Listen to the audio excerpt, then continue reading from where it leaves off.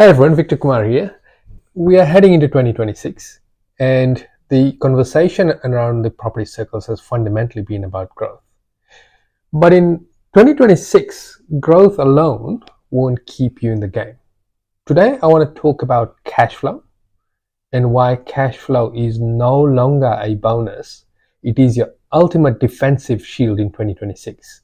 With interest rates likely to be on hold and be steady and potentially increasing in 2026, those with negative gearing that which worked at the 2% interest is a dangerous trap at the 6% mark. Naturally, you're paying 3 times more for that. Now, there are 3 layers of this shield. The one is the serviceability wall, right? With the finance, the way it is changing, with banks now being constrained as to who to lend to and how much to lend to and how big their books are investor focused. This is going to change. So you need to be changing your lending scenario or addressing a lending scenario as soon as possible in the early 2026 before more changes roll in, so that you're not caught up in that serviceability trap, keeping your borrowing capacity alive. Then there's the maintenance buffer. Right? What you need to do also, given the inclement weather, and of course as properties age, you are likely to get more and more maintenance unless you did a big reno, which then sets you up for another 10 years. You really need to be putting money aside for your maintenance. And then, of course, the holding power advantage.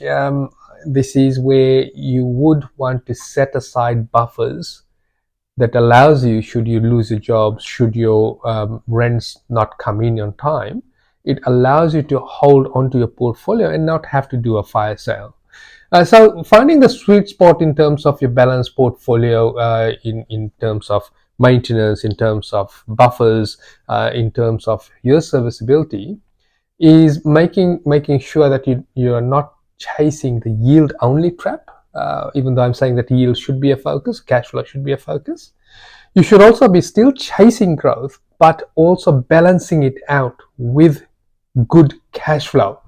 And so the 2026 strategy really what it should look like, whether you are a first-time investor or whether you've already got a portfolio. Whilst you're still chasing growth, you need to take a stronger look at your cash flow so that you don't get into a trap where, with lending being constrained, with interest rates holding steady if not increasing, you don't get into that lifestyle trap of being the slave to your portfolio. And of course, consider units, consider townhouses that bring in better yield. There is likely to be very strong growth play, might not be immediate. If that's the only way that you can enter the property market. Now, if you've been liking my Wednesday Wisdoms and you want to have a chat with us in terms of what your options are in terms of property and how we can help you keep your cash flow in line with your portfolio growth, give us a call or contact us at rightpropertygroup.com.au. And remember, use this festive season to plan your 2026. This is your Wednesday Wisdom. I'll see you again next week.